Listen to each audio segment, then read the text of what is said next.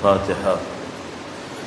بسم اللہ الرحمن الرحیم، الحمد للہ رب العالمین الرحمن الرحیم مالک یوم الدین، ایاک نعبد و ایاک نستعین، اهدنا الصراط المستقیم صراط الذین انعمت علیہم غیر المغضوب علیہم ولا الضالین۔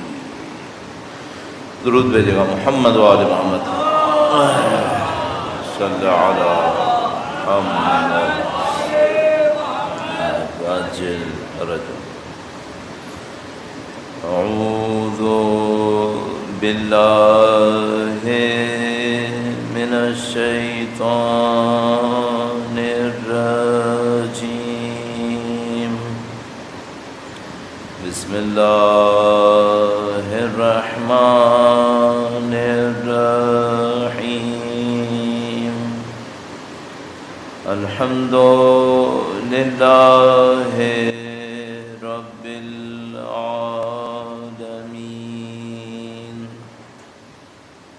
والصلاة والسلام علی سید الانبیاء والمرسلین،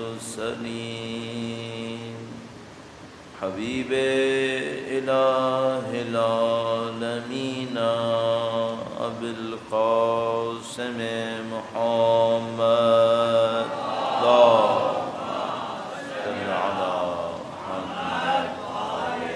محمد عجل فرجہ، وعلی آلہ الطیبین الطاہرین،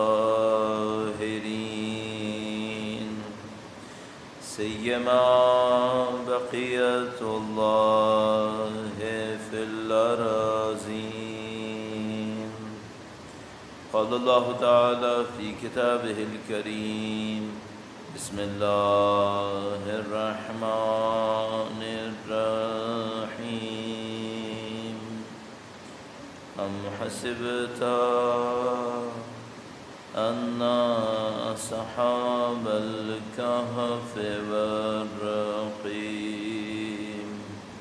كانوا من آیاتنا عجبا۔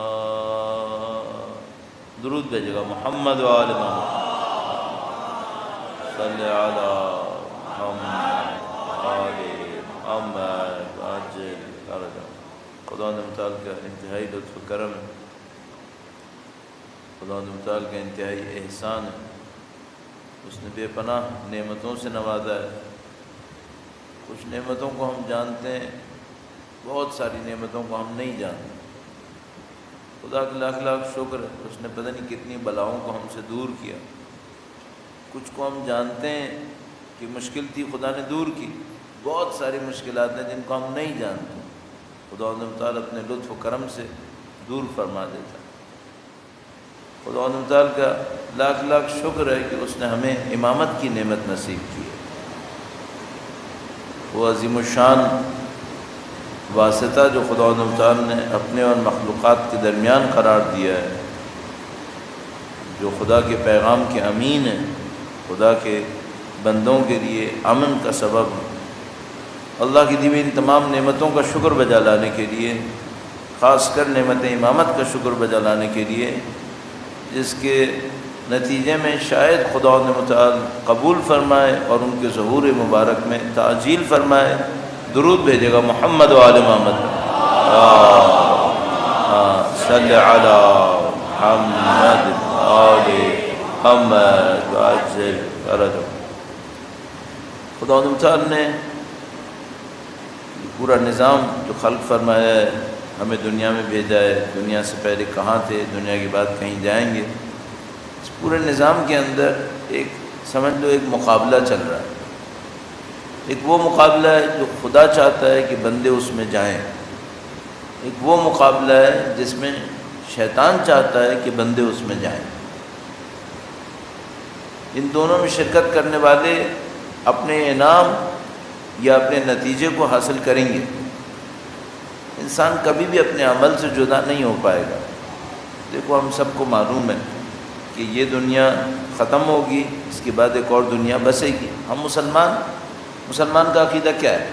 مسلمان کا عقیدہ یہ ہے کہ موت فنا نہیں ہے، موت زندگی کا ایک اگلا مرحلہ شروع کروا دیتی ہے، اسی لیے موت کو عربی میں انتقال تعبیر کرتے ہیں، ٹرانسفر ہونا۔ نقل اردو میں بھی نقل استعمال کرتے ہیں، ویسے تو نقل ہمارے یہاں کاپی کرنے کے لیے استعمال کرتے ہیں، لیکن مثلا منقول استعمال کرتے ہیں، غیر منقول مثلا کہتے ہیں جائیداد غیر منقول، تو وہ جائیداد جس کو آپ اٹھا کے نہیں لے جا سکتے تو اس کو غیر منقول کہتے ہیں۔ انتقال کا مطلب ہوتا ہے ایک جگہ سے دوسری جگہ منتقل کر دینا، لے کے چلے جانا، گھر منتقل کر دیا، اس طرح۔ ہم سب کو معلوم ہے موت فنا نہیں ہے، موت انتقال ہے، نقل ایک جگہ سے دوسری جگہ۔ لیکن صرف نقل بھی نہیں ہے، منتقل ہونا بھی نہیں ہے۔ ایک دفعہ آپ گھر کا سامان ایک گھر سے نکالتے ہیں دوسرے گھر لے جاتے ہیں، توڑ پھوڑ ہوتی ہے، تھوڑی فکسچر کرنی پڑتی ہے، یہ یہاں پہ سیٹ تھا وہاں پہ سیٹ نہیں ہوا، اس کو تھوڑا کم کرو، اس کو تھوڑا زیادہ کرو۔ موت نقل تو ہے، انتقال تو ہے، لیکن تبدیلی ماہیت بھی ہے، ماہیت تبدیل کر دیتی ہے۔ وہ کیسے؟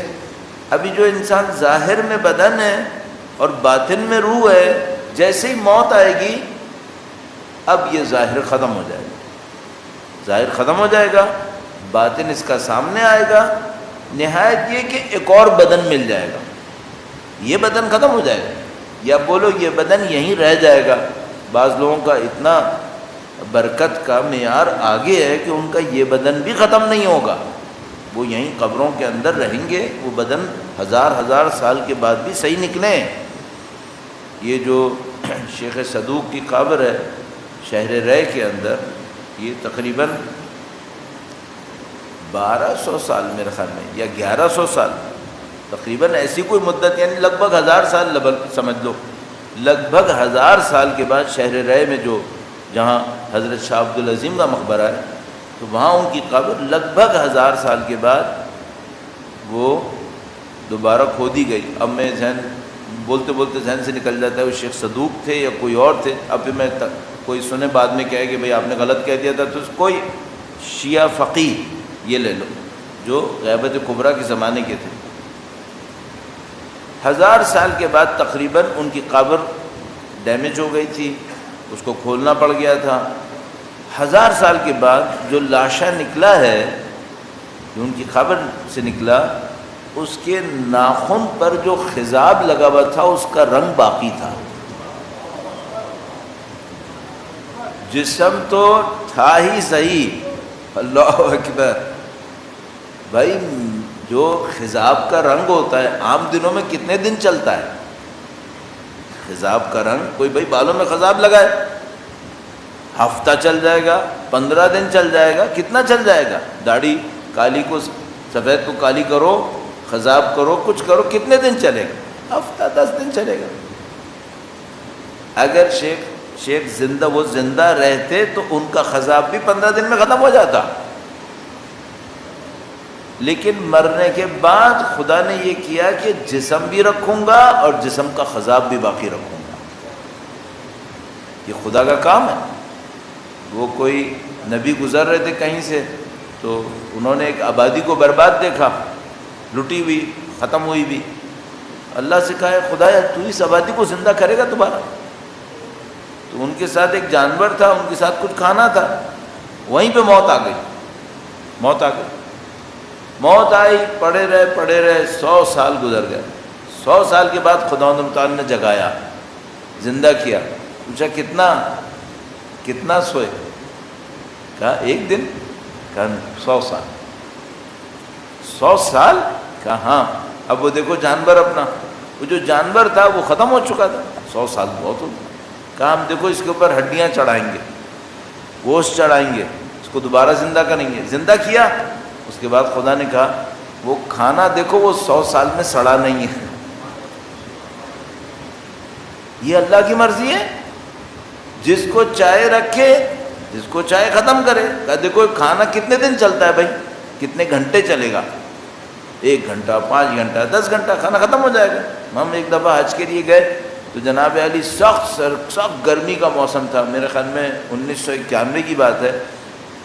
اب جو بچے بیچارے کم عمر کے ہیں ان کے سامنے میں کہوں 1991 تو ایسی جیسے ہم سے کوئی کہے 1901 کی بات ہے، تو وہ بھی پریشان ہوگا، کہے گا بھائی یہ مولانا کس عمر کے ہیں؟ تو 1991 کی بات ہے، ہم حج پہ گئے، وہاں پہ جناب علی اس زمانے میں یہ سلوٹر ہاؤس وغیرہ بنے ہی نہیں تھے، بڑی افراتفری تھی اس زمانے میں، تو جناب علی ہم نے جانور قربان کیا۔ اب وہ ہمارے ساتھ ایک بندہ تھا، دوست ہمارے ماشاءاللہ یہیں پر ہیں ابھی، تو وہ مجھ سے کہنے کہ بھائی مجھے تو فقہی لحاظ سے اس میں سے ایک بوٹی کھانی ہے، ہمیں فقہی لحاظ سے نہیں کھانی تھی، ہم نے صرف قربان کرنا تھا۔ کہا بھائی بوٹی کھاؤ گے، یہ اس میں سے اس کو کتنی دیر لگنی ہے سڑنے میں؟ تو یقین مانو ہم نے جانور خریدا، اس زمانے میں بڑی افراتفری تھی، وہیں پہ کھڑے ہو کے جانور خریدو، وہیں پہ قربان کرو، ابھی سلوٹر ہاؤس وغیرہ نہیں تھے وہاں، جانور خریدا، قربان کیا۔ اب وہ بیچارہ ڈھونڈ رہا تھا کہ میں ایک بوٹی کاٹ کے اس میں سے لے کے جاؤں، 25 منٹ بعد آئے، دیکھا سڑ گیا، ختم، سڑنے لگا۔ پھر بھی اس بندے خدا نے کہیں سے ایک بوٹی کاٹی، اب کہنے لگا مجھے ایک کھانی ہے۔ کہ بھائی تو جان، تیرا کام جان، لائٹر پہ پکا، جس پہ بھی پکا، مجھے تو نہیں پتا کیسے ہوگا، کچھ کر کرا کے اس نے کھا لی کہیں سے باہر۔ تو سڑ جاتی ہے چیزیں، کھانا سڑنا چاہیے، نہیں سڑا، 100 سال خدا کا نظام۔ اب وہ جو فقیر تھے، اگر وہ اپنی عام زندگی میں خضاب لگاتے 10 دن میں اتر جاتا، 5 دن میں اتر جاتا، لیکن اللہ نے ان کے وجود مقدس کے عبودیت کی وجہ سے، بندگی کی وجہ سے جسم کو بھی محفوظ رکھا، ناخنوں کو محفوظ رکھا، ناخنوں پہ لگے خضاب کو بھی محفوظ رکھا۔ خدا چاہے تو یہ کر سکتا ہے۔ تو ہم سب کو معلوم ہے کہ بھائی ہم اس دنیا میں پھر یہاں سے جائیں گے، یہ بدن شاید رہے گا، شاید نہیں رہے گا، لیکن روح رہے گی، روح رہے گی، وہ اگلے فیز میں چلی جائے گی۔ جب وہ اگلے فیز میں جائے گی، اسے ایک نیا بدن ملے گا۔ اس بدن میں اور اس بدن میں کیا فرق ہوگا؟ اس بدن میں میٹر ہے، بدن ہے، گوشت، ہڈی، بال، ناخن۔ وہ جو اگلا بدن ملے گا اس میں یہ سب نہیں ہوگا، اس میں صرف شیپ ہوگی، شیپ، بس شکل ہوگی، لیکن اس میں یہ گوشت، ہڈی وڈی یہ سب نہیں ہوگی۔ تو کیسا ہوگا؟ جیسے دھواں ہوتا ہے، دھواں اگر شیپ پکڑ لے تو کیسا ہوتا ہے؟ تو مثلا وہ ایسا کوئی ایک بدن ہوگا جس کو وجود مثالی کہتے ہیں، لیکن یہ نہیں سوچو کہ اگر وہ اسموکی ہوگا، دھواں ہوگا تو اس میں تکلیف نہیں ہوگی، نہیں، اس سے زیادہ ہوگا، اس بدن کی جو تکلیف ہے اس سے زیادہ ہوگا۔ کیوں؟ رابطہ قوی ہوتا چلا جائے گا، پھر اگلا ایک مرحلہ آئے گا جس میں وہ بھی ختم ہو جائے گا، کچھ اور ملے گا اور رابطہ قوی ہوتا چلا جائے گا۔ یعنی ایک ایسا سلسلہ ہوگا کہ ہمارے بدن میں محدودیت ہے۔ اب یہ وہ جو مثال کے طور پہ وہ بلدیہ فیکٹری میں جو آگ لگی تھی، اس میں 2 بندوں کو انہوں نے سزا دی کہ بھائی اس کو 264 مرتبہ پھانسی چڑھایا جائے۔ تو بھائی کتنی دفعہ چڑھاؤ گے اسے؟ لیگلی آپ نے 264 مرتبہ پھانسی کا حکم لگا دیا، مثلا جتنا بھی نمبر تھا اس سانے کے اندر جلنے والوں کا، تو بھائی کتنی دفعہ پھانسی لگے گا؟ 1 دفعہ، مر گیا، مر گیا، معاملہ ختم۔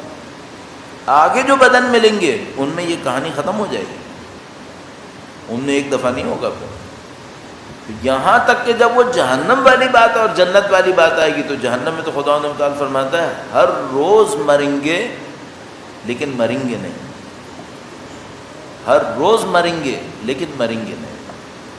یعنی جتنا یہاں پہ موت کی اذیت ہے وہ ہر روز آئے گی، لیکن اب وہ بدن ایسا ہے کہ وہ مرنے والا نہیں ہے، وہ نہیں مرنے والا، تو یہ بڑھتے چلی جائے گی کوالٹی۔ تو ہم سب جانتے ہیں کہ بھائی یہاں پہ یہ ہے، ختم ہوگا، پھر یہ ہوگا، اچھا وہ ہوگا، تو اب وہ جو بدن نیا ملے گا، جو زندگی نہیں ملے گی، اس زندگی کا دار و مدار کس چیز پر ہے؟ یہاں کا بدن تو یہیں رہ گیا، تو وہاں زندگی کون طے کرے گا؟ عمل، ہمارا عمل، ہمارا عمل طے کرے گا کہ وہ جو زندگی ملے گی برزخ میں، وہ جو زندگی ملے گی محشر میں، وہ جو زندگی ملے گی پل صراط پر۔ کئی دفعہ عرض کر چکا ہوں، یہ مت سوچے گا محشر ایک دن ہے، یہ مت سوچے گا پل صراط کیوں گزرنا ہے، نہیں، یہ سب دنیایں ہیں، سب دنیا ہے۔ جیسے یہ ہماری دنیا بہت چھوٹی ہے، برزخ بڑی ہو سکتی ہے، محشر بہت بڑا ٹائم ہے، پل صراط بہت بڑی کہانی ہے۔ اگر یہ چھوٹی باتیں ہوتی نا تو اتنا روایتوں میں نہیں آنا تھا پھر اس میں۔ یہ پوری دنیایں ہیں جس کو عالم تعبیر کرتے ہیں یہ لوگ، اس طرح کہتے ہیں۔ تو ہم سب کو معلوم ہے کہ بھئی یہ جو یہاں سے وہاں جا رہا ہے، وہاں سے وہاں جا رہا ہے، وہاں سے وہاں جا رہا ہے، اس میں کنیکشن کیا ہے؟ کنیکشن ایک روح جو مستقل ہے، میری اور آپ کی روح. تو یہ چینج کیوں ہوتا ہے؟ وہ اچھی حالت میں، میں بری حالت میں، وہ اس سے بہتر حالت میں. صرف ایک چیز ہے، عمل. بس میرا عمل یہاں پر برزخ طے کرے گا، میرا عمل یہاں پر محشر طے کرے گا، پل صراط طے کرے گا، جنت جہنم طے کرے گا. اس کا مطلب کیا ہے؟ بدن تبدیل ہوتے رہیں گے، عمل سے جان نہیں چھوڑے گی، عمل ساتھ نہیں دے گا، ساتھ نہیں چھوڑے گا. اب جان نہیں چھوڑے گی اس کے لیے جس نے برا عمل کیا ہے، اور ساتھ نہیں چھوڑے گا اس کے لیے جس نے اچھا عمل کیا. تو تمہارا اچھا عمل کبھی ضائع نہیں ہوگا. کبھی کتنا کھینچو اس سے، کبھی کو برزخ، محشر، پل صراط، جنت. کبھی اچھا عمل ساتھ نہیں چھوڑے گا، کبھی برے عمل سے نجات نہیں ملے گی. صرف ایک راستہ ہے، وہ کیا ہے؟ مرنے سے پہلے توبہ کر لو برے عمل کے لیے. نعوذ باللہ تعالی اچھا عمل کر کے برباد کر دے، منت جما کے، شوبازی کر کے، ریاکاری کر کے، پھر عمل ختم ہو گیا. کیونکہ جیسے ہی اس نے اس کے اوپر منت جمائی، ریاکاری کی، عمل سے اپنے تعلق کو اس نے توڑ دیا، معاملہ ختم. جب اس نے توبہ کی تو عمل اس کا ختم ہو گیا، خدا متعال نے اس کو معاف کر دیا. تو اگر ایسا کوئی کام نہ کرے تو یہ سمجھ لو عمل نے کبھی جدا نہیں ہونا ہے، عمل ساتھ رہے گا. اب جو مجھے اور آپ کو دعوت ملی ہے مقابلے کی، وہ یہ ہے کہ دیکھتے ہیں تم کیا کرو گے، دیکھتے ہیں تم کیا کرو گے. اب یہ ہم سب کے سامنے کہانی ہے، تم کیا کرو گے، تم کیا کرو گے، تم کیا کرو گے. یہ 7 ارب انسانوں کے سروں کے اوپر لٹکا ہوا ہے کہ اب دیکھتے ہیں تم کیا کرو گے. اب آپ دیکھو کہ آپ کیا کرو. اب کوئی یہ کہ مجھے نہیں پتا کہ کیا کرنا ہے، اس کا کون انکار کرے گا؟ قرآن کا کون انکار کرے؟ نہج البلاغہ کا کون انکار کرے؟ نبی اولاد نبی کی سیرت طاہرہ و طیبہ کا کون انکار کر سکتا ہے؟ سب کچھ تو ہے، اور کیا چاہیے؟ اب بس عمل کی دنیا ہے، چلو عمل کرو. اب جو رکاوٹیں اسے دور کرو، اپنے راستے کو صاف کرو، اور اس بات کو ذہن میں رکھو یہاں سے کہیں اور جانا ہے، اور صرف عمل ساتھ دے گا. درود بھیجیں محمد و آل محمد، صلی علی محمد و آل محمد عجل فرجہ. یہ جو عمل ہم بار بار عرض کر رہے ہیں، یہ جو عمل ہوتا ہے یہ کبھی ایک دفعہ ہوتا ہے. مثلا آج اتفاقاً میں نے ایک اچھا کام کر دیا، نعوذ باللہ تعالی آج اتفاقاً غلطی سے میں نے ایک غلط کام کر دیا. یہ ہوتا ہے، ایک دفعہ ہوتا ہے. ایک دفعہ کیا ہوتا ہے؟ عمل اتنا انجام پایا ہے کہ راسخ ہو گیا ہے. یہ جو برزخ میں شکلیں تبدیل کرے گا وہ راسخ عمل ہے. ایک عمل ایک دن انجام دیا، شکل تبدیل نہیں ہوگی. ایک غلطی ایک دن غلطی سے انجام دی، شکل تبدیل نہیں ہوگی. راسخ عمل جو وجود میں بیٹھ گیا ہے، یہ در حقیقت مسئلہ ہے. یہ جو تمام تعلیمات ہیں یہ حادثوں اور اتفاقات کے لیے نہیں ہیں، شخصیتوں کو بدلنے کے لیے، شخصیتوں کو بدلنے کے لیے. آپ کی شخصیت پر اس کی چھاپ لگے. اب میں وہ جو کل شروع کیا تھا کہ امام نے چند صفتیں بتائی تھیں، اسے آپ کی خدمت میں عرض کرنے سے پہلے اس کے تعارف میں کہ امام شخصیت کیسی دیکھنا چاہتے ہیں. ایک دفعہ ہوتا ہے نا، ہم کہتے ہیں یہ خاصیت تمہارے اندر ہو، یہ خاصیت تمہارے اندر ہو، اور وہ ٹوٹل ملا کر 19 خاصیتیں بن رہی تھیں میرے خیال میں. اب یہ ہے کہ مجموعی طور پہ شخصیت کیا بنے گی اس کو آپ کی خدمت میں عرض کرتا ہوں. ایک پیراگراف پڑھتے ہیں، پھر واپس اس پہ آ کے ان کو بیان کریں گے. درود بھیجے گا محمد و آل محمد، صلی علی محمد و آل محمد وعجل فرجهم. ایک ایک جملے پہ جیسے آپ توجہ دے رہے ہیں توجہ دیجیے گا. اور ظاہر آپ کو گھر جا کے تو پڑھنا ہے. اگر کوئی یہ سمجھ رہا ہے یہاں پہ میں سنوں گا میرے حافظے میں رہ جائے گا میں کر لوں گا، تو وہ کوئی بھائی کوئی سپر کمپیوٹر ہوگا وہ تو کر لے گا، میں نہیں ہو سکتا. مجھے جا کے دوبارہ پڑھنا پڑے گا، دوبارہ اس کو دیکھنا پڑے گا، اپنی زندگی کے لیے نقشہ بنانا پڑے گا کہ مجھے اس پہ عمل کیسے کرنا ہے. فرمایا اللہم وانطقنی بالہدی والہمنی التقوی. اب دیکھیے اگر دعاؤں کے 2 جملے آتے ہیں نا تو معمولاً یہ ہوتا ہے اس جملے کا اس جملے سے کوئی تعلق ہوتا ہے، کیونکہ کلام معصوم کا ہے نا، اس پہ غور کرنا پڑے گا، کہیں نہ کہیں تعلق بن جاتا ہے۔ ہاں یہ بعض اوقات ہوتا ہے ایک راوی نے ایک جملہ سنا، اس نے آگے پیچھے کر دیا، بعض اوقات ایسا ہوتا ہے، لیکن معمولاً دعاؤں میں ایسا نہیں ہوتا، معمولاً دعاؤں میں مستند ہو جاتی ہیں، اور صحیفے جیسی دعا میں تو خیر مشکل ہی ہے کہ ایسا ہو۔ میں اللہم انطقنی بالہدی، خدایا مجھے ہدایت کے ساتھ گویا کر دے۔ انطقنی ویسے تو نطق کہتے ہیں بولنے کو، لیکن نطق کی جو حقیقت ہے وہ صرف بولنا نہیں ہے، با فکر بولنا ہے۔ صرف بھیا ایک چڑیا چہچہا رہی ہے، ایک چڑیا چہچہاتی ہے، صحیح ہے، تو یہ بول رہی ہے یا نہیں بول رہی؟ بول تو رہی ہے۔ مثلا ایک بچہ 3 مہینے کا 2 مہینے کا رو رہا ہے، ہنس رہا ہے، بلبلا رہا ہے، بول رہا ہے یا نہیں بول رہا ہے؟ کچھ بول تو رہا ہے، لیکن یہ نطق ہے کیا؟ نہیں، نطق نہیں ہے۔ کیوں؟ نطق صرف بولنا نہیں ہوتا، سوچ سمجھ کے بولنا ہوتا، اس کو نطق کہتے ہیں۔ بس یہ جو کہتے ہیں انسان ناطق ہے، اس کا مطلب صرف بولنا نہیں ہے، سوچ سمجھ کے بولنا ہے۔ بس ایک آدمی اگر خدا نخیر نعوذ باللہ اپنی زندگی کے اندر بغیر سوچے سمجھے بولنے کا عادی ہوتا چلا جا رہا ہے، تو اس کا مطلب کیا ہے؟ یہ اپنی انسانیت سے دور ہوتا چلا جا رہا ہے، یہ اپنے آپ کو خالی کر رہا ہے، اس کے وجود میں کمی آ رہی ہے۔ ایک بات اور آپ کی خدمت میں عرض کرتا چلوں، ایک ذرا امپورٹنٹ پوائنٹ ہے کہ دیکھیے مثلا آپ کے پاس ٹینک میں مثلا فرض کریں 100 لیٹر پانی ہے، تو اور آپ نے پانی استعمال کرنا شروع کیا، تو پانی کا کرائسس آیا ہوا نا، اس لیے مثال بھی میرے دماغ میں پانی کی آئی ہوئی ہے، تو آپ نے پانی استعمال کرنا شروع کیا تو ٹینک میں پانی کم ہونا شروع ہو گیا، صحیح ہے؟ ٹینک بھی کم ہو رہا ہے کیا؟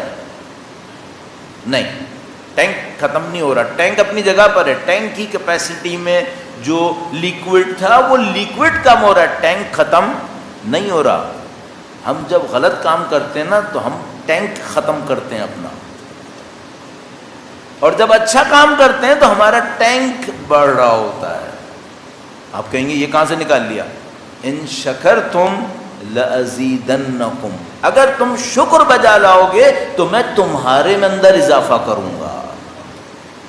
دیکھیے عربی میں لکھا ہے لازیدنکم، میں تمہیں بڑھاؤں گا، نہیں لکھا ازیدن ثوابکم، ازیدن عقابکم، نہیں لکھا یہ لازیدنکم، تمہیں بڑھاؤں گا۔ اس کا مطلب کیا ہے؟ اچھا کام کرنے پہ خدا میرے اندر کیپیسٹی بڑھا دے گا، میری کیپیسٹی۔ اچھا کام کروں گا تو کیپیسٹی کس چیز کی بڑھے گی؟ ہدایت کی، اب اور اچھا چلوں گا۔ برا کام کروں گا تو کیپیسٹی کس کی بڑھے گی؟ گمراہی کی۔ قلب کے اوپر بہت محنت کرنی پڑے گی۔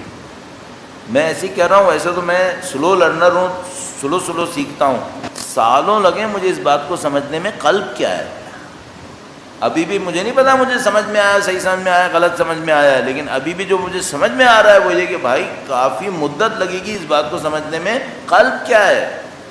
یہ جو بڑھ رہا ہے اور کم ہو رہا ہے نا، یہ قلب ہے، اور یہ وہ قلب ہے جہاں پہ اللہ کی ہدایت اتر رہی ہے، اللہ کی نورانیت اتر رہی ہے۔ یہی قلب ہے جو اگر کالا ہو جائے، سخت ہو جائے، بیمار ہو جائے، مر جائے، یہ سب قلب کی علامتیں ہیں۔ خب قرآن میں آیا ہوا ہے، قرآن کریم میں قلب کے اوپر بہت گفتگو ہوئی ہے۔ قلوبکم، یہ جو بار بار آتا ہے، کیا آتا ہے؟ تو اگر اچھا کریں گے نا تو کیپیسٹی بڑھے گی۔ اب اگر میں نطق کروں، یعنی میں سوچ سمجھ کے بولوں اور نطق کروں ہدایت کی بات، تو کیا ہوگا؟ اللہم انطقنی بالہدی وانطقنی بالہدی، خدایا مجھے ہدایت کے ساتھ گویا کر، میں بولوں سوچ سمجھ کے بولوں، ہدایت پر بولوں۔ بعد میں کیا ہوگا؟ وَأَلْهِمْنِ التَّقْوَىٰ، اور خدایا مجھے تقوی الہام کر دے۔ کنیکشن یہ ہے کہ اگر میں اپنے بولنے میں یہ کنٹرول کر لوں کہ میں باطل نہیں بولوں گا تو خدا خود بخود تقوی میرے اوپر نازل کرنا شروع کر دے گا۔ برائے خوشنودی محمد و آل محمد بلند تر صلوات،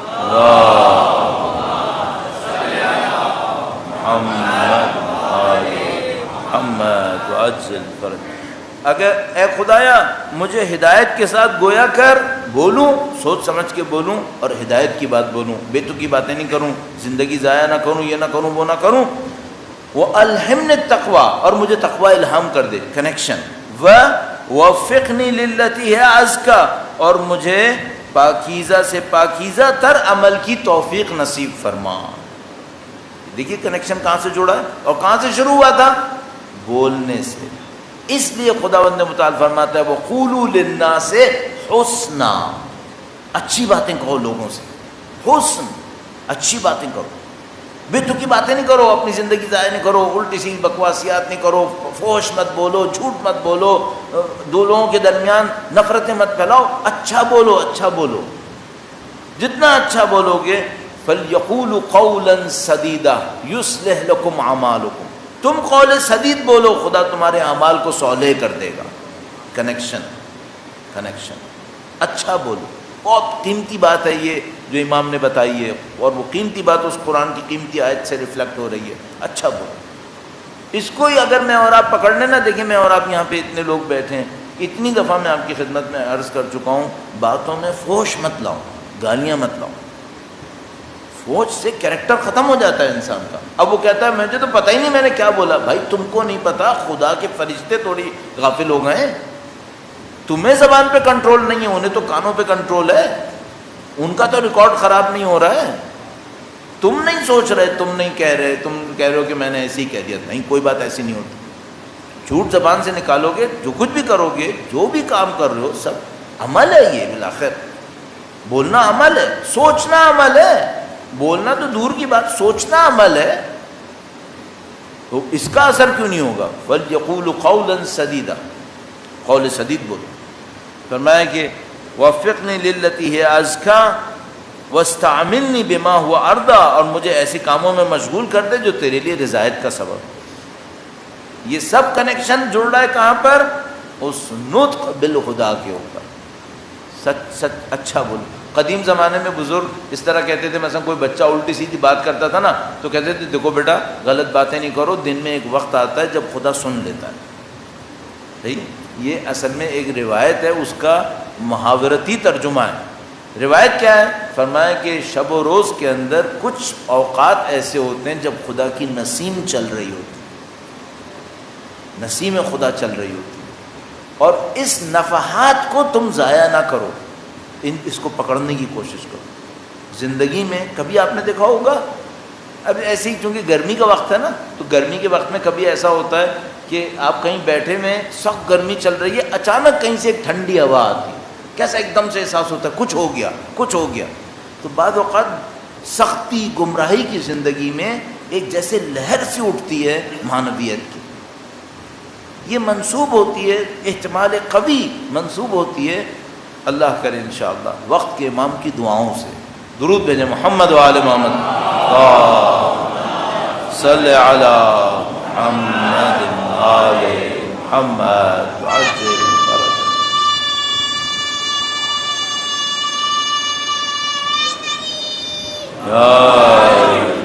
تو اس کو کہتے ہیں، روایات میں بیان ہوتا ہے کہ بعض اوقات کوئی اچھا کام کسی نے انجام دیا ہوتا ہے اور امام کا قلب مقدس خوش ہوتا ہے اس سے، اور اس خوشی کے نتیجے میں ایک معنویت کی فضا چھا جاتی ہے.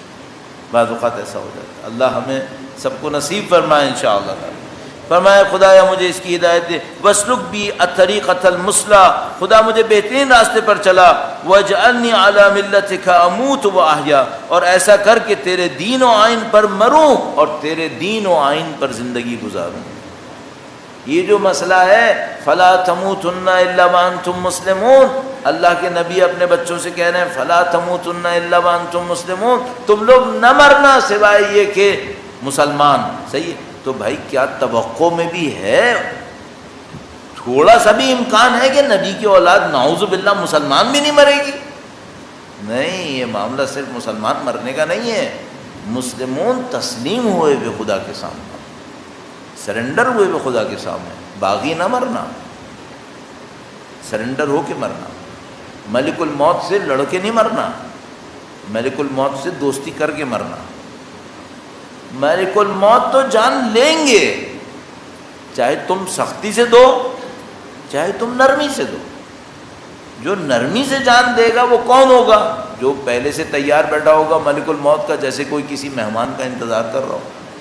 نہ موت کی سختی نہ کچھ، چلو بھائی میں تو پہلے سے منتظر تھا، میں نے کب منع کیا. ہاں جس کی اٹیچمنٹ یہاں پہ بہت زیادہ ہیں، اس کو یہ چیزیں بہت عزیز ہیں، وہ ملک الموت کو دیکھ کے فرار کرے گا. فرار کرے گا مالک الموت تو پھر پتہ ہے کہ بھاگو گے کہاں تو. ٹائم دے دو مجھے، یہ کر دو، وہ کہہ دے گا نہیں اللہ کی اجل آ گئی ہے، اب ٹائم آئی نہیں. چلنا ہے خوش اسلوبی سے چلو، ورنہ میں گھسیٹ کے لے کے جاؤں گا. تیاری پہلے سے رکھو. کس نے کہا تھا تیاری نہیں کرو؟ میں تو ابھی 25 سال کا تھا، تو 25 سال میں نہیں مرے تھے لوگ. تمہیں کس نے یہ وہم دیا کہ 25 سال میں نہیں مرتا کوئی؟ میں تو ابھی عالم تھا، تو تمہارے خیال میں عالم نے کیا ابد الآبدین زندگی گزارنی ہے کیا؟ مجھے یہ کرنا ہے، مجھے وہ کرنا ہے. خدا سے ملنے سے بڑھ کر بھی کوئی کام ہے کیا؟ کیا کرنا ہے؟ تو پہلے سے تیار ہو. آپ سے میں اس لیے کہہ رہا ہوں کہ اللہ کرے کہ اس کہنے کے نتیجے میں خدا تیاری نصیب کر دے. اللہم ارزقنی التجافی عن دار الغرور والانابۃ الی دار الخلود والاستعداد للموت قبل حلول الفوت. درود بھیجیں محمد و آل محمد. صلی علی محمد و آل محمد وعجل فرجهم.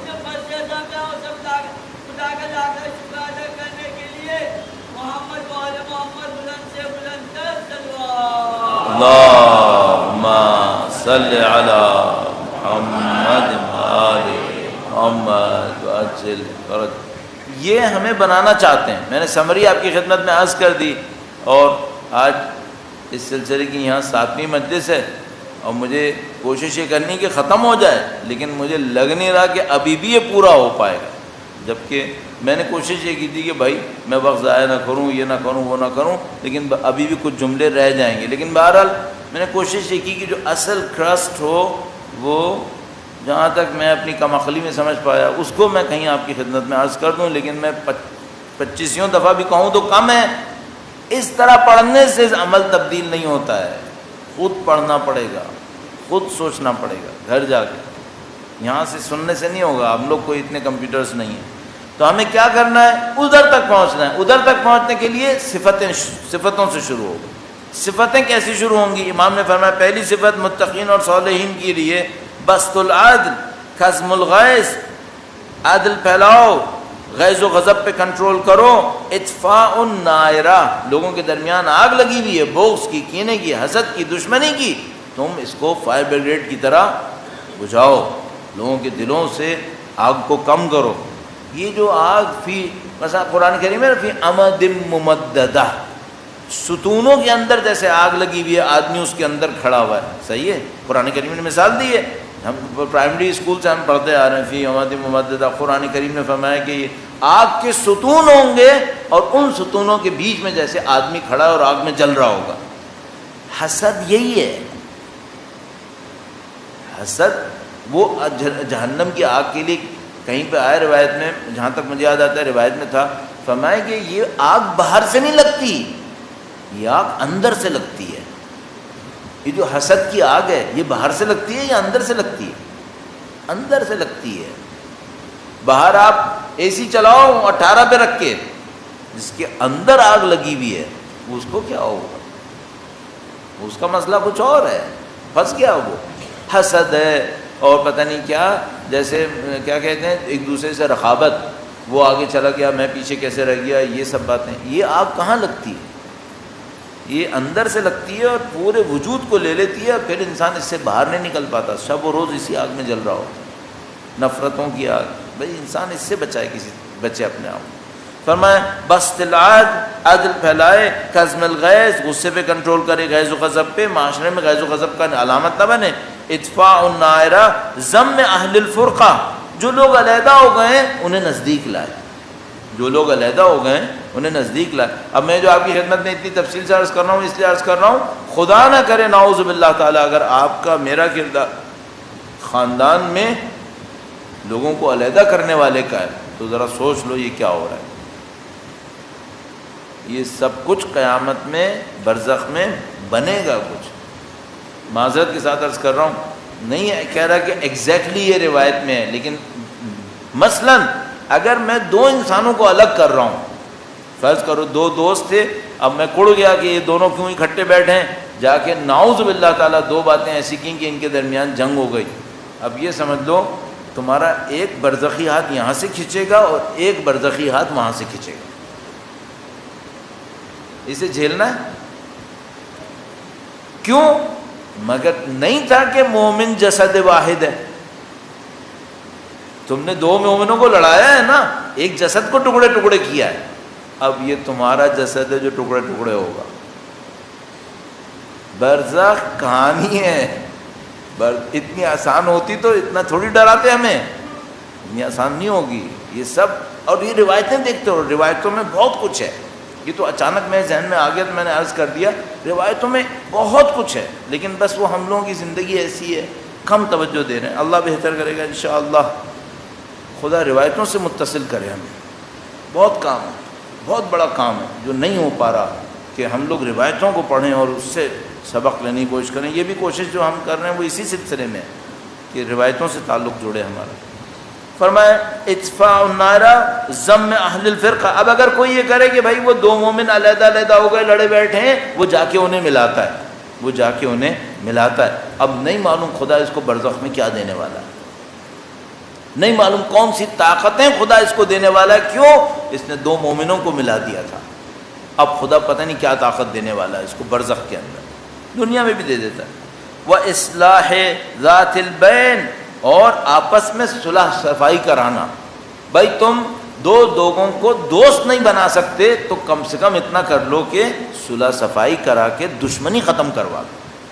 دوستی نہیں کروا سکتے نا، دشمنی تو نہ رہے کم از کم، دشمنی مٹ جائے. آگے ایک روایت عرض کروں آپ کی خدمت میں، دو تیزی سے عرض کروں، وقت ختم ہو رہا ہے. درود بھیجے گا محمد و آل محمد پر. وآل محمد وعجل فرج اللہ.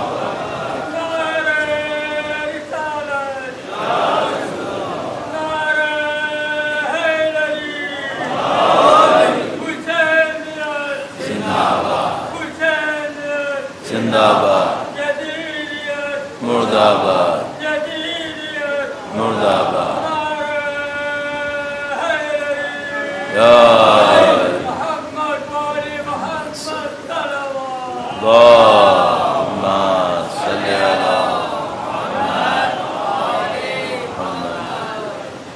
روایت نے اس طرح سے بیان کیا کہ وہ ایک بندہ خدا تھا، اس نے دیکھا کہ دو اہل بیت کے چاہنے والے بازار میں کھڑے ہوئے لڑ رہے ہیں ایک دوسرے سے. چک چک ہو رہی ہے، وہ کہہ رہا تم نے اتنا دینا تھا، وہ کہہ رہا نہیں تم نے اتنا لینا تھا، یہ تھا وہ تھا. تو وہ نزدیک گیا، اس نے کہا بھائی تم لوگوں کا کیا معاملہ ہے؟ انہوں نے کہا ہمارا معاملہ ہے مثلا فرض کرو ایسے ہی میں کہہ رہا ہوں 200 درہم کے اوپر، یہ اس کا میرا 200 درہم کا معاملہ ہے، میری طلب ہے، یہ انکار کر رہا ہے. تو اس نے کہا کہ معاملہ یہی ہے 200 درہم کا، اور تو کچھ نہیں اور کچھ نہیں، بس یہی ہے، یہ میری طلب ہے اس سے. اس نے کہا کہ اچھا ایک کام ہے، اگر یہ 200 درہم میں دے دوں پھر کوئی جھگڑا ہے؟ نہیں جھگڑا کوئی نہیں، جھگڑا ختم ہو گیا. یہ 200 درہم مسئلہ بنا ہوا ہے، اس کے اوپر جھگڑا ہے، دے دو تو معاملہ ختم ہو جائے گا. لیکن تم دو کیوں؟ کہنے لگا بھول جاؤ، 200 درہم مل جائیں گے معاملہ ختم ہو جائے گا. ان کا معاملہ ختم ہو جائے گا. اس کے بعد پھر وہ لوگ مجھ سے روئے، بھائی کیوں دے رہے ہو؟ اس نے کہا کہ تم کیا چھٹے امام کو نہیں مانتے؟ کہاں مانتے؟ تم بھی مانتے ہو؟ کہاں مانتے؟ کہنے مولا نے مجھے کچھ رقم دی ہوئی ہے کہ اگر بازار میں ہمارے دو چاہنے والے لڑتے نظر آئیں تو پیسہ خرچ کر کے ان کی لڑائی بند کراؤ. کیوں؟ کہا یہ ہمارے لیے معاشرے کے اندر بے عزتی کا سبب بنتا ہے، ایسا نہیں کرنا چاہیے، انہیں پیسہ دو، ان کا معاملہ ختم کرو. ایسا وقت نہیں لاؤ بھائی، ایسا وقت نہیں لاؤ. اب مصیبت یہ ہے کہ ہر آدمی یہ سمجھتا ہے میں حق پر ہوں، یہ غلط کر رہا ہے. ہر آدمی یہی کرے گا، کوئی یہ نہیں سوچے گا کہ تھوڑا سا گراؤنڈ دوسرے کے لیے بھی سوچ لو کہ شاید تم غلطی کر رہے ہو، بھائی وہ سامنے والا حق پر ہوگا، تھوڑا سا آگے پیچھے. بہرحال کیا کریں، اصلاح ذات البین، کم سے کم اتنا کرو دشمنی ختم کر لو کسی طریقے سے. وَإِفْشَاءِ الْعَارِفَةِ وَسَتْرِ الْعَائِبَةِ. ایک بہت بڑا کام معاشرے کے اندر کیا ہے؟ نیکیوں کو لوگوں کے درمیان پھیلانا. افشاء کہتے ہیں رائج کرنے کو. مشہور روایت ہے افشاء السلام، افشاء السلام، سلام کو رائج کرنا. مثلا ایک آدمی نے فون اٹھایا، اس نے کہا ہیلو، آپ کہو السلام علیکم، السلام علیکم. تو وہ توجہ نہیں دے گا، پھر کہے گا ہیلو، آپ کو السلام علیکم. کتنی دفعہ اس کو سلام کو تو کبھی تو جواب دے گا، آج نہیں تو کل.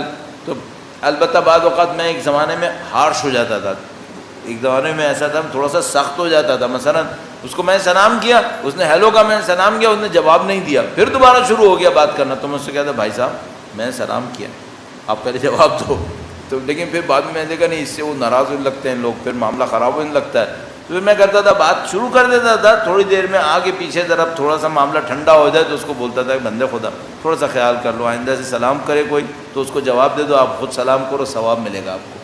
تو افشا کہتے ہیں پھیلانے کو، رائج کرنے کو. امام کیا فرما رہے ہیں؟ افشاء العارفہ، تم نیکیوں کو پھیلانے والے بنو. تمہارا وجود دیکھو، یہ جو روڈز کے اوپر ہوتا ہے نا، ٹرک کے اوپر مثلا ایک اسکرین لگا دیتے ہیں، اس کے اوپر ایڈورٹیزمنٹ گھوم رہا ہے. یہ روڈ پہ گھوم رہا ہے، کیا کر رہا ہے؟ کہیں پہنچنا ہے اس نے؟ نہیں، پہنچنا نہیں ہے، یہ معاشرے کے اندر ایڈورٹیزمنٹ کر رہا ہے. صحیح ہے؟ ایسے بن جاؤ تم معاشرے میں نیکیوں کا ایڈورٹیزمنٹ ہو جاؤ، معاشرے میں نیکیوں کا ایڈورٹیزمنٹ. بھائی میں ایک دفعہ یوگینڈا میں تھا، اس وقت نام لینا برا نہیں ہے، یوگینڈا میں تھا. ایسی گندی فضا تھی فحشا کے اعتبار سے، اور سمجھ میں نہیں آ رہا تھا کہاں آ گئے. البتہ کوئی کہے گا پاکستان بھی ایسا ہی ہے، شاید پاکستان بھی ایسے ہی ہوگا، لیکن وہ تھوڑا سا زیادہ لگ رہا تھا. تو وہ جناب علی دوپہر کا کہیں وقت تھا، میں کہیں ادھر سے ادھر جا رہا تھا، اس میں کمپالا تھا یوگینڈا کا کیپٹل. تو وہ وہاں ایسی گندی فضا، اور یہ میں اتنا کوڑ رہا تھا، اچانک میں نے ایک مومنہ کو حجاب میں دیکھا. اتنا اچھا حجاب کیا ہوا تھا اس نے، اور وہ جو چل رہی تھی خاتون، میں اس کو دعا دینے لگا. میں نے کہا دیکھو یہ چلتی پھرتی مبلغہ ہے، کچھ نہیں کر رہی ہے، حجاب سے چل رہی ہے، اس معاشرے کے اندر چلتی پھرتی مبلغہ ہے. یہ ہماری بچیاں ایسی ہوں، یہ ہماری خواتین ایسی ہوں، دیکھو یہ شان ہے.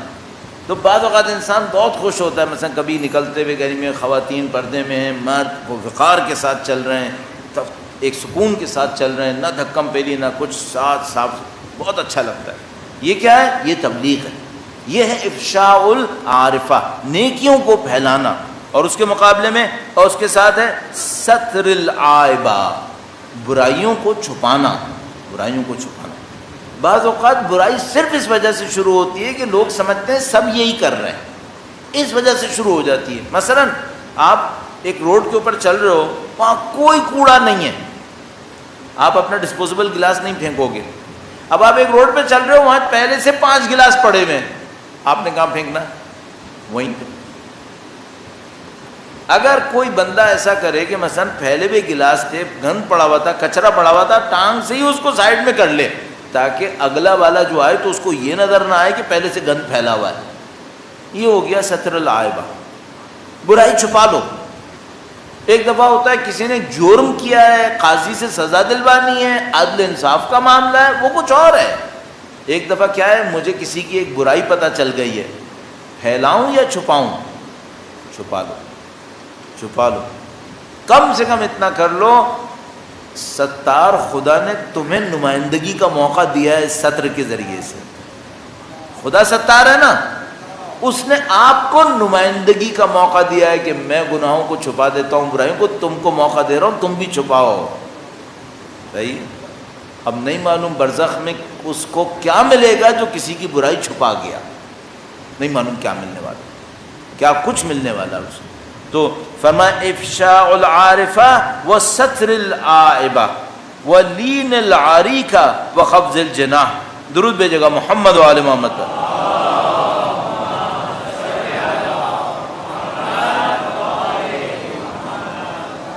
ولین العریکہ وقفض الجناح وحسن السیرہ وسکون الریح.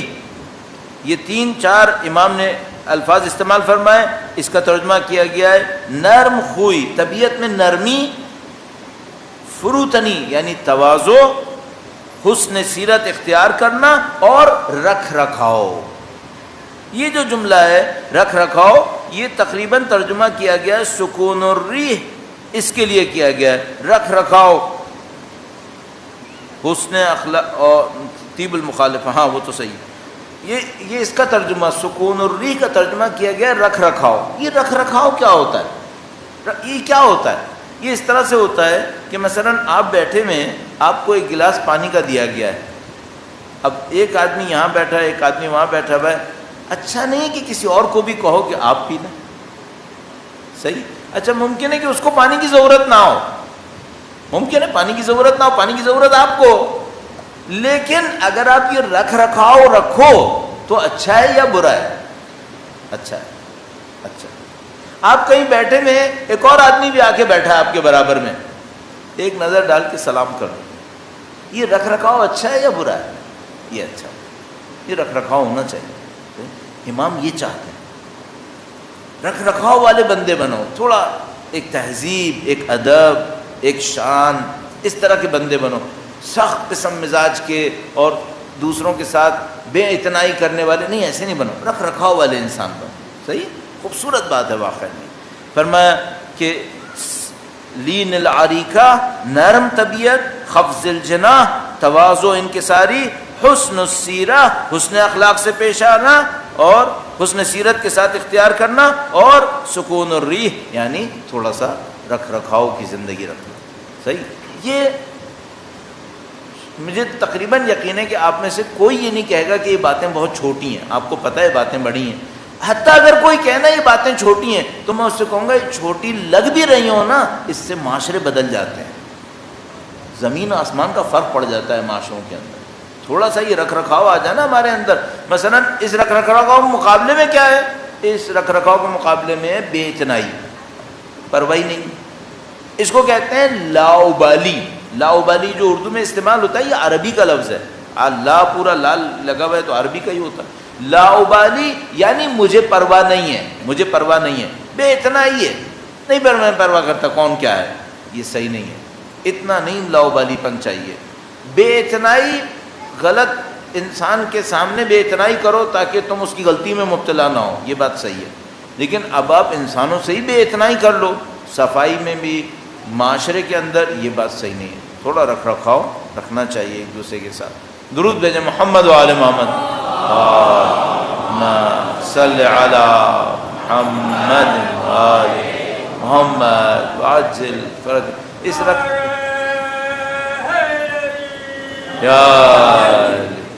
اس معاملے کو میں ابھی یہیں پہ روکتا ہوں، اور چونکہ وقت اختتام پذیر ہے، انشاءاللہ کل ان صفات کو دوبارہ اور عرض کرنے کی کوشش کریں گے. پروردگار انشاءاللہ ہم سب کو عمل کی سعادت نصیب فرمائے گا انشاءاللہ. ایک بار پھر درود بھیجے گا محمد و آل محمد. صلی علی محمد و آل محمد عاجل فرج. دیکھو ہم سب کو معلوم ہے طبیعتیں موافق طبیعتوں کے ساتھ چلتی ہیں. آپ کو مثال کے طور پر چل رہے ہو، آپ کو سفر میں ایک بندہ مل گیا جو آپ کی جیسی طبیعت کا ہے تو آپ کو اچھا لگے گا. طبیعتیں موافق طبیعتوں کے ساتھ چلتی ہیں. یہ امام کی طبیعت ہے. اب شفاعت کس کو ملے گی؟ جو اس طبیعت کے موافق ہو. یہ امام کی طبیعت ہے، امام کا مزاج ہے جو امام نے اپنے الفاظ میں بیان کیا. اب اگر آپ چاہتے ہو مرتے وقت برزخ میں، قیامت میں، محشر میں امام کے ساتھ چلو، امام کے ساتھ چلو، تو بھئی طبیعتیں موافق طبیعتوں کے ساتھ چلتی ہیں. سچائی کا، خیر کا منبع امام کی ذات ہے، تو جھوٹ کے ساتھ کیسے چلے گا؟ آپ کو اسی لائن پہ چلنا پڑے گا تاکہ موافق طبیعت بنے آپ کی اور ہماری. اور پھر امام جذب کرتے ہیں. یہ جو سید الشہداء نے سلیکشن کیا کربلا کے لیے، حضرت زہیر بن قین بجلی کو بلایا، حضرت حبیب ابن مظاہر کو بلایا، حر ابن یزید کو گویا اپنی طرف گھسیٹا. یہ سارے کام جو امام نے کیے، یہ کن طبیعتوں کو اپنی طرف رکھا؟ جو طبیعتیں پست تھیں ان کو امام نے فارغ کر دیا. یہ علیحدہ کرو ان کو. جن طبیعتوں کے اندر فضیلتیں تھیں ان کو امام نے اپنے اندر جذب کیا. ابھی جو امام تشریف لائیں گے تب بھی یہی ہونے والا ہے. موافق طبیعتیں ساتھ دیں گی، پھر مخالف طبیعتیں تو ویسی کٹ کے بھاگ جائیں گی، نعوذ باللہ تعالی.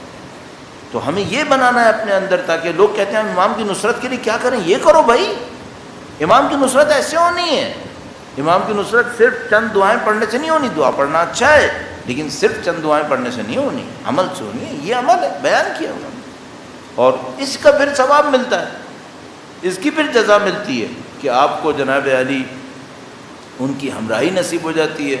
اور ہم سب کو اور آپ کو پتہ ہے، دیکھو بھائی صاف سی بات ہے، ہم لوگ امام کی ہمراہی جیسے بڑے بڑے الفاظ بول کر خوش ہو رہے ہیں، ہم اس لائق وائق نہیں ہیں، صاف بات ہے۔ ہمیں کیا چاہیے؟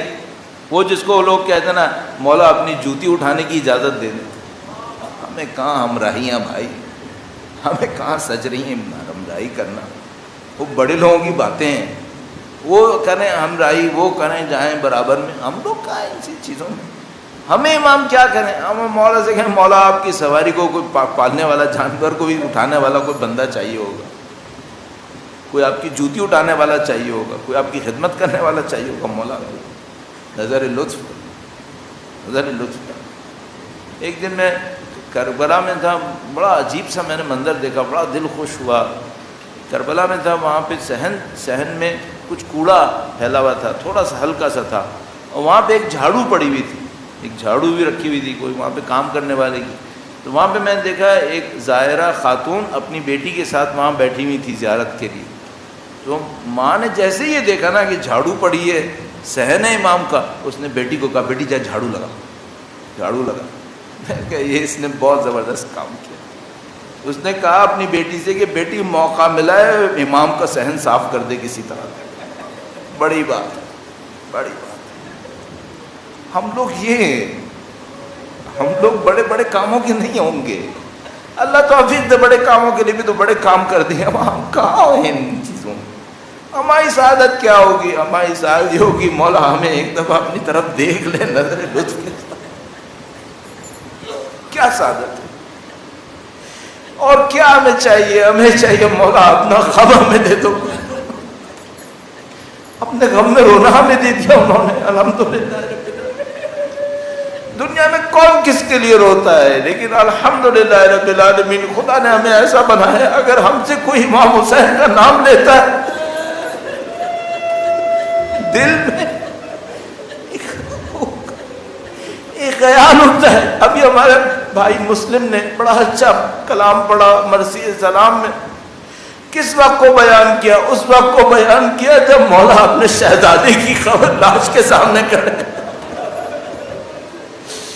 مولا سید الشہداء پر وہ وقت کیسا تھا جب علی اکبر جا رہے تھے۔ بہت خوبصورت کلام پڑھا انہوں نے ماشاءاللہ۔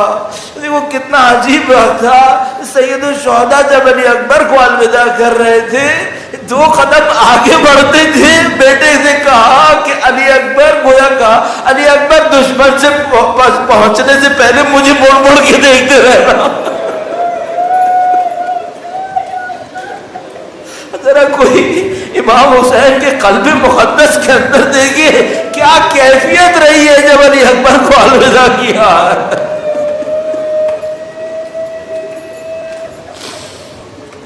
بڑا معرکہ تھا، بڑا کمال تھا اس وقت جب علی اکبر جا رہے تھے، اور بس عزیزو اس وقت معرکہ اور بڑا ہو گیا جب وہ جوان علی اکبر 18 سال کا واپس آیا اور اس نے امام سے کہا، حوض کوثر کے مالک سے کہا، بابا اگر ایک گھونٹ پانی کا مل جاتا۔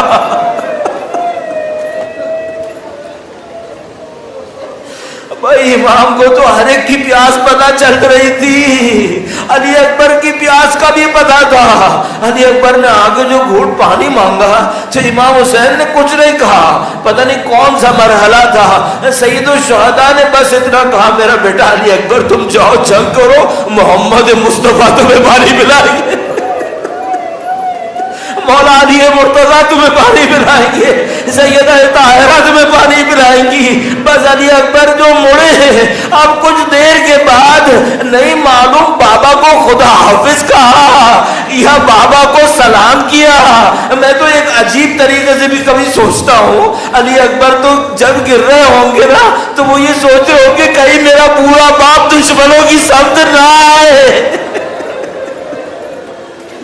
بھائی باپ تو بیٹے کے لیے سوچ رہا تھا، وہ بیٹا بھی تو باپ کے لیے سوچ رہا تھا کہ میں جاؤں گا، میرا بوڑھا باپ دشمنوں کی طرف آئے گا، یہ لعین اسے ماریں گے۔ محمد عزیز بھائی کا عجیب بیان کرتے ہیں، جب حسین علی اکبر کا لاشا لے کر واپس آنے لگے، سید الشہداء سے گویا وہ لاشا نہ اٹھتا تھا، سینے سے لگائے ہوئے تھے، لاشا زمین پہ گھسٹتا تھا، یہ لعین اس بھرنے سے مار رہے تھے۔ شیخ عباس قمی کہتے ہیں وَقَتَلُوهُ اِرْبًا اِرْبًا، علی اکبر کو ٹکڑے ٹکڑے کر دیا۔ ماتم حسین، ماتم حسین۔